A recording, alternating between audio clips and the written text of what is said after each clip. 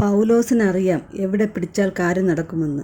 പൗലോസ് അലീനയുടെ പരാതി നേരെ സ്റ്റാൻലിയുടെ അടുത്ത് വന്ന് പറഞ്ഞു. നയത്തിൽ കാര്യങ്ങൾ വളച്ചൊടിച്ചു പറഞ്ഞു സ്റ്റാൻലിയെ തെറ്റിദ്ധരിപ്പിച്ചു. സാറിൻ്റെ മോള് എന്നെ ഇവിടെ ഒരു ജോലിയും ചെയ്യാൻ സമ്മതിക്കുന്നില്ല, എല്ലാത്തിനും കുറ്റമാണ്, എൻ്റെ കയ്യിൽ കയറി പിടിക്കും പോലെയാണ്. ഞാനിവിടെ ജോലിക്ക് നിൽക്കുന്നത് മുതലാളിക്ക് ഇഷ്ടമില്ലെങ്കിൽ ഞാൻ ഇവിടെ നിന്ന് പൊയ്ക്കൊള്ളാം. എനിക്ക് നന്നായിട്ട് ജോലി അറിയാവുന്നത് കൊണ്ട് എവിടെ പോയാലും എനിക്ക് ജോലി കിട്ടും. അലീന എന്താ ചെയ്തതെന്ന് സ്റ്റാൻലി ചോദിച്ചു. ആ കൊച്ച് എന്നോട് പറയുകയാണ്, മീൻ വെട്ടുമ്പോൾ അതിൻ്റെ വാലും തലയും കളയരുത്, പിന്നെ ചീഞ്ഞ പച്ചക്കറികൾ കളയാൻ പാടില്ല. ഞാൻ 2-3 ചെറിയ ഉള്ളിയും കുറച്ച് വാടിയ വെണ്ടയ്ക്കയും എടുത്ത് കളഞ്ഞു. അതൊന്നും ആ കൊച്ചിന് ഇഷ്ടപ്പെട്ടില്ല. പിന്നെ ബാക്കി വരുന്ന ഫുഡെല്ലാം ഇവിടുത്തെ ജോലിക്കാർ കഴിച്ചു തീർക്കണം, അല്ലെങ്കിൽ ഇവിടുത്തെ പട്ടിക്ക് കൊടുക്കണം. ഇതൊക്കെയാണ് ആ കൊച്ചിൻ്റെ ഓർഡർ. ആ കൊച്ച് മുൻപ് ജീവിച്ചിരുന്ന അനാഥാലയത്തിൽ ഇതൊന്നും കളയില്ലായിരുന്നുവെന്ന് എന്ന് കരുതി നമുക്കങ്ങനെ ചെയ്യാൻ പറ്റുമോ? മുതലാളിക്ക് ഞാൻ നല്ല ഫുഡല്ലേ ഉണ്ടാക്കി തരുന്നത്, വില കുറഞ്ഞ സാധനങ്ങൾ നോക്കി വാങ്ങണം, പൈസ പിടിച്ച് ചിലവാക്കണം എന്നൊക്കെ പറയുന്നു. അങ്ങനെയെങ്കിൽ എനിക്ക് വല്ല പിശുക്കൻ്റെയും വീട്ടിൽ ജോലിക്ക് പോയാൽ പോരെ, ഞാൻ ഇവിടെ മുതലാളിയുടെ വീട്ടിൽ ജോലിക്ക് നിൽക്കണോ?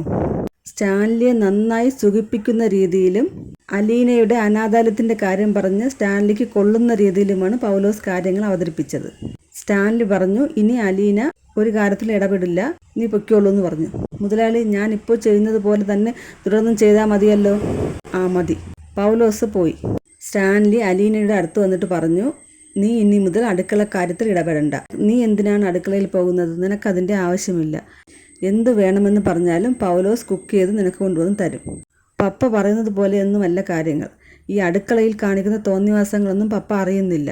അവരൊക്കെ ഒരുപാട് നാളായി എൻ്റെ കൂടെ ഉള്ളവരാണ്. നീ ഇങ്ങനെ അടുക്കള കാര്യത്തിലേക്ക് പോയി ഇടപെടുന്നത് എനിക്ക് കുറച്ചിലാണ്.